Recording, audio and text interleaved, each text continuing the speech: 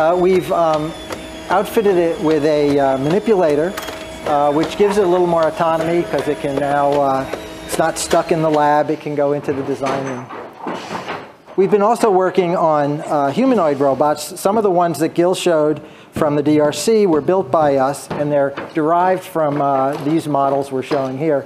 But again, our focus is on balance and dynamics, and working a little bit the way people and animals do, where you move quickly in order to keep yourself stabilized if you're disturbed. So we use that rock bed as a means of stabilizing. And sometimes we just kick the robot or use a weight. We're interested in getting this robot out into the world. Out in the world is just a totally different challenge than in the lab. You can't predict what it's going to be like. This isn't completely out in the world because there's that power tether, but we're working on a version that doesn't have that. And you know, all kinds of stuff happens out there, and we're making pretty good progress on making it so it has mobility that's sort of within shooting range of yours. I'm not saying it can do everything you can do, but you can imagine if we keep pushing, we'll get there.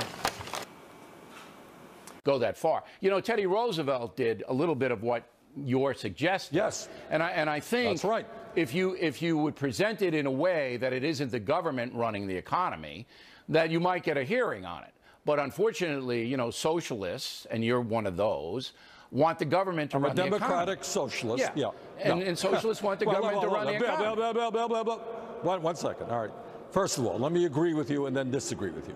If Teddy Roosevelt were alive today, Roosevelt, a good Republican, he would break up these huge financial institutions on Wall Street and a lot of other industries as well, because we have a huge concentration of ownership in this country that is very dangerous. Second point, as a democratic socialist, whose view is similar to many governments throughout Europe, no, I do not believe government should control everything. But I do believe that health care should be a right of all people. I do believe that college education should be affordable to all people. And I do believe that the United States Congress should not be owned by a handful of billionaires.